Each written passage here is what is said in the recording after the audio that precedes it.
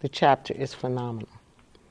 I was invited to the Juneteenth event, and when I walked into the Split Rock Golf Club and witnessed with my own eyes what the Greater Bronx chapter had become,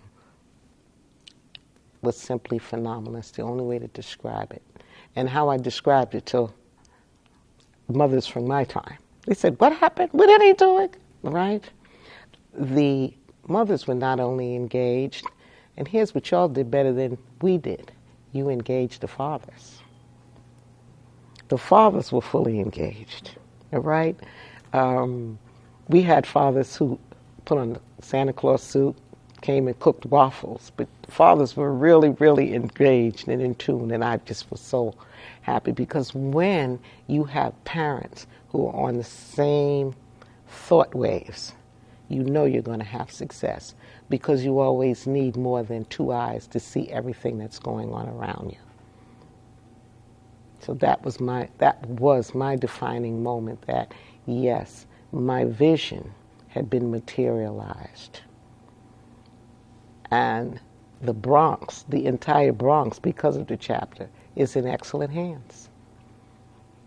Can we say it one more time? If I could sum it up in one word, it would be phenomenal. Yes. Just say that. If I could sum it up in one word, I would say it's phenomenal.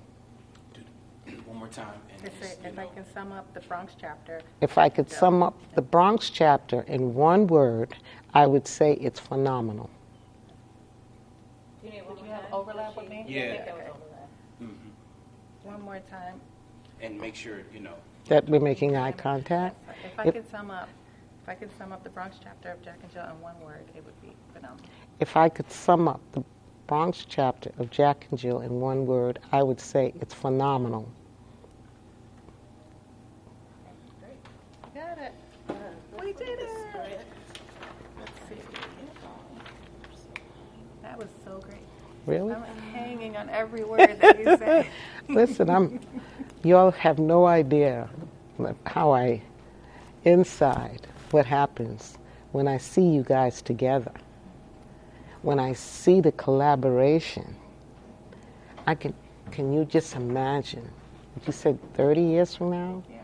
Can you imagine 100 years from now, the foundation that you laid? Can you imagine your great-grandchildren? Can you imagine what you've poured in and seeing it? And that's how I feel when I see the chapter. That was beautiful. I know. It's going to make it hard to edit. I know. I wanted to react, and I was like, this is so good. I hope we're still rolling. Did you get that? This was a suggestion from Alicia, but I don't know if we need it. I feel like this is like a portion of her letter. Oh. We have a portion of your letter. Maybe do it as the voiceover. Yeah. So we have a portion of your letter that we'd like you to read, and we may use it as a voiceover. Can you read it? It's kind of tiny. It's a little small. But you can hold it. Oh, We'll were just you use it saying as a voiceover. the fears, anxieties, and uncertainties? Is that what you're talking about? Yes, starting there. Okay. This was a letter. Do you know where the letter? Was it a letter that you wrote when you first started the chapter? One of our other mothers, she suggested you read this, but I'm not sure where she found the letter. Do you recognize it? I recognize the part where I said, ask that you learn to reflect on the needs of our children rather than your own needs. Is this, was this like a letter that you wrote when you were starting? Probably so. Okay. All right. Okay.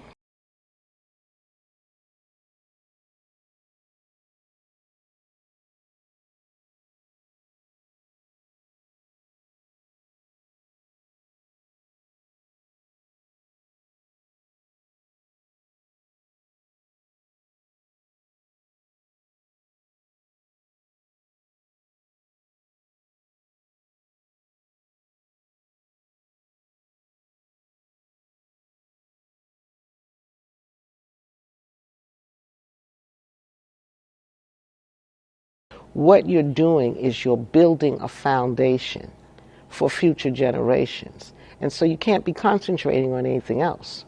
You have to be concentrating on what are you pouring into them educationally, socially, recreational. How are you helping them formulate decisions? Because they are constantly being confronted, right? With decisions. They have to make decisions. And they start making decisions at a very early age.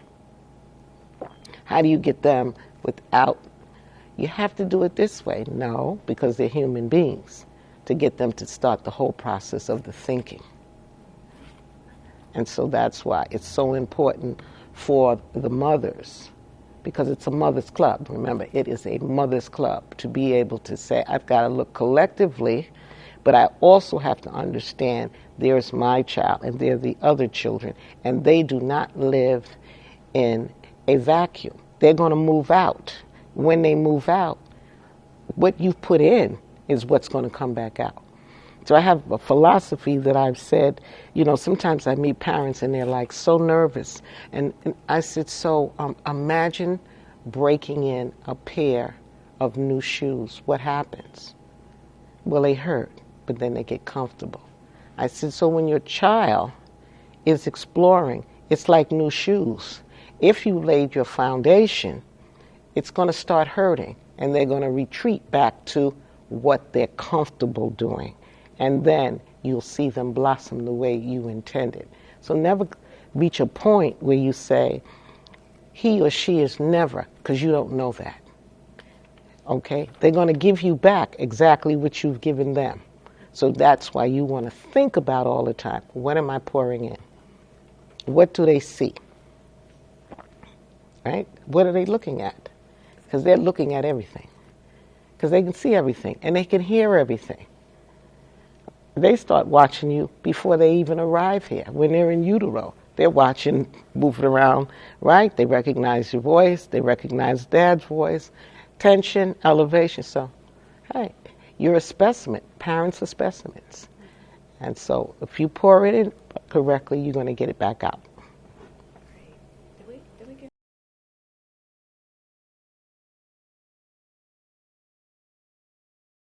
For my son. Oh, I started the chapter for my son.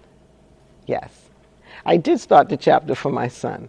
And to that extent, he's coming in for the gala. I started it for all of the reasons that I've told you. I have a very quiet husband. His dad is very quiet. If you hear him say 2 words, you're like, oh, he spoke. But very focused in his determination that boys can do this, girls can do that. And my role was to see to it that they could do it, right? So there was the silent reinforcement to being able to develop men and to know you have developed men, right? And they have to think. Women, we think all the time. And men think more slowly. But they've got to get to the point where they can think, learn to make decisions, and see the broad picture. Not just right there, what's here.